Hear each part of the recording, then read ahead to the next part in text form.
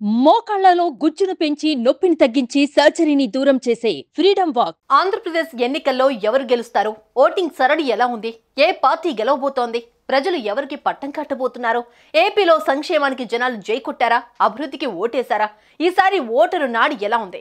ఏ పార్టీకి ఎన్ని సీట్లు వస్తాయంటూ పోలింగ్ నాటి నుంచి ఒకటే ఉత్కంఠ అయితే ఆ ఉత్కంఠకు ఎగ్జిట్ పోల్స్ తెరదించాయి. పార్టీలతో పాటు ప్రజలు ఎదురు చూస్తున్న ఎగ్జిట్ పోల్స్ రానే వచ్చాయి.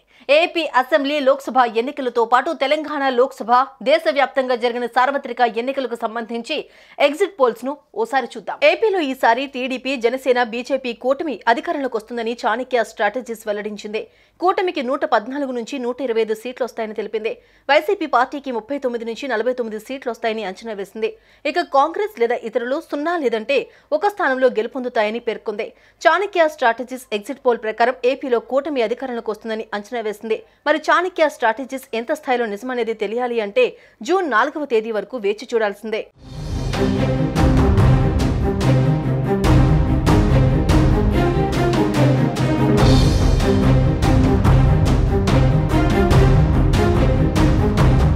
లోక్సభ స్థానాల విషయానికి వస్తే చాణక్య స్ట్రాటజీస్ ప్రకారం టీడీపీ కూటమికి 17 నుంచి 18 స్థానాలు వస్తాయని చెప్పింది. ఇక వైసీపీ ఈసారి 6 నుంచి 7 స్థానాలకే పరిమితమవుతుందని పేర్కొంది.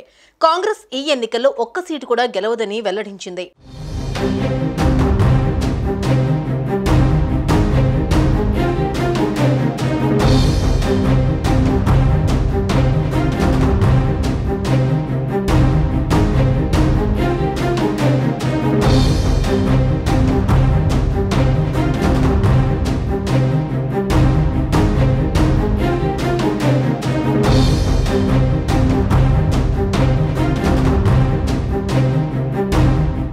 సుమన్ టీవీలో మీ పర్సనల్ అండ్ బిజినెస్ ప్రమోషన్స్ కోసం కింది నెంబర్కి కాంటాక్ట్ చేయండి.